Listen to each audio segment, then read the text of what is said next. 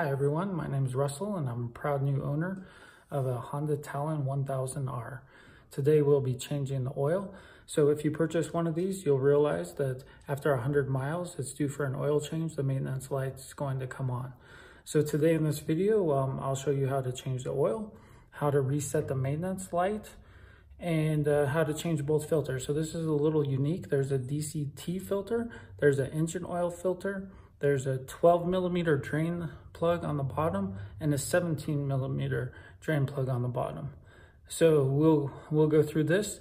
Once we drain the oil and change out the filters, it takes 6.1 quarts of 1030 Honda oil. You'll find here on the back driver's side of the Honda Talon, right down here, we're going to open up right here where it says engine. This is where the engine oil filter is going to go. And right down here is the DCT oil filter. So keep in mind, both of these run off of the same oil, but there's two separate filters for some reason. Okay, and then underneath,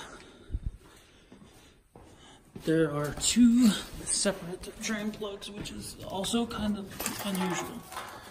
Okay, you'll see right here, it says engine oil. That is the first drain plug that we'll need to open up. It is a 12 millimeter. Right over here is the second one, which is pointing out to the driver's side. It is a 17 millimeter drain plug. So both of these will need to be opened and drained. Okay, if you move more towards the front of the vehicle, it will say sub-transmission oil. Do not drain this unless you are planning on changing this oil separately. It does not use the same oil as the DCT or engine. Okay, to fill the engine with 6.1 quarts of oil, you're going to come here to the back and you're going to twist this open, which is clockwise. This side is counterclockwise. Pull right here in the middle. Take off the airbox cover. And then you'll find right here in the bottom left, this is the engine transmission fill cap. So right here, you'll open this up and add 6.1 quarts of oil to it. Okay, so here's the current parts. This is the engine oil filter. This is the DCT filter. I'm changing both of them. And then here is the engine oil. So it's the Honda 1030. And like I said, we will add, because I'm changing both filters, it calls for 6.1 quarts of this oil right here. Okay, I'm getting ready to install the drain plugs. I've let the engine oil drain for approximately 10 minutes. There's just barely a drip coming out of it now. Also, one thing I like to do, if you can notice right here, is a piece of cardboard. A really big piece of cardboard is about 5 feet long, 3 feet wide. And then if there's any splatter from the drain or pulling the plug out, it catches it instead of getting it on your concrete in the garage. So right here's the two drain plugs.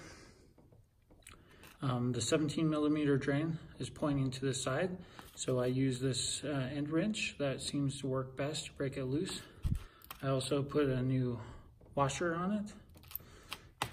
And then the 12 millimeter drain plug points straight down. And I just used a ratchet with a deep socket. The specifications for tightening these drain plugs back up is 21 foot-pounds, if you have that. Once these drain plugs are put back in, then I'll go to the side of the engine and remove the three 10 millimeter bolts holding in the engine oil filter and the 2 bolts holding in the DCT filter. So right here we have the DCT filter out. And by the way, I put the drain plugs back in first so I can move the oil pan over and catch the oil that runs out of the filters. So right here's the old filter.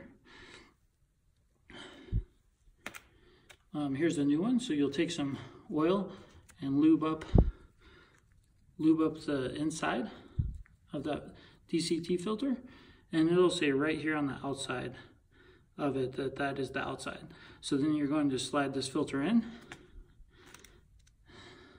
Then the spring is going to go in there, just like so, and then the cover.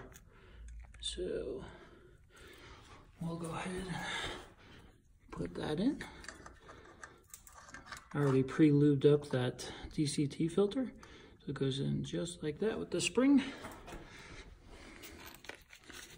And then we'll put the cover on. You can see DCT goes right on the top. So we'll put that back on and tighten it back. We have the DCT filter back in. Those torque specs are 9 foot-pounds for those 2 bolts right here. A lot of oil came out when I popped the cover off for the engine oil filter. So just be prepared for that. I have the drain pan underneath. One thing I forgot to mention is on both of the covers, the engine and the DCT cover, there's that O-ring right there that needs to be replaced. So you'll pop off the old one, lube up the new one with engine oil, and then put it back on.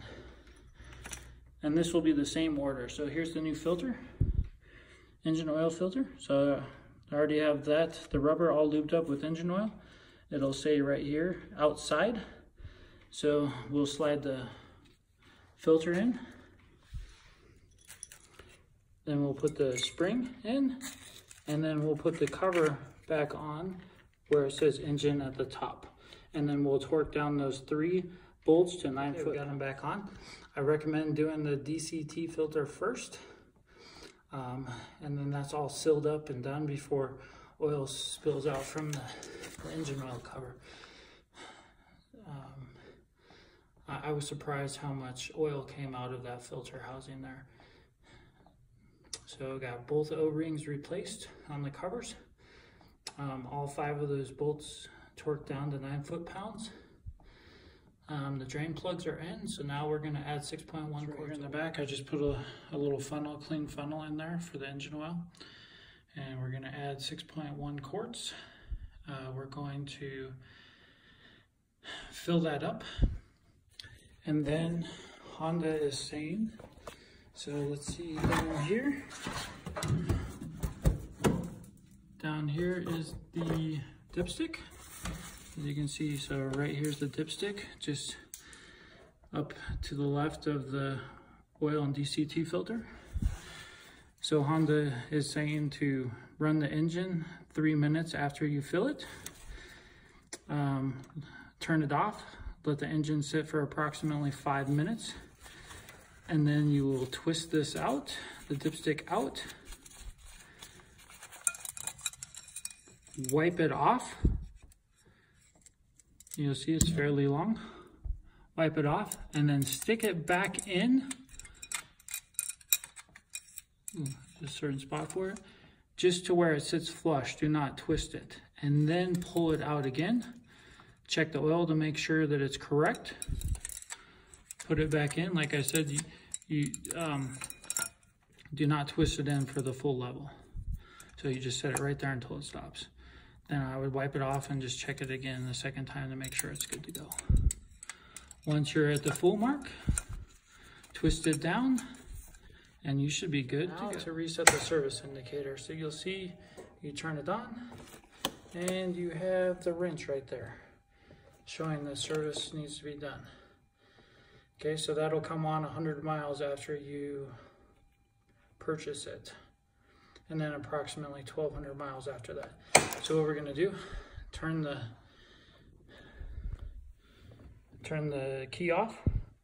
We're gonna hold the little button right here in the bottom right corner of the screen.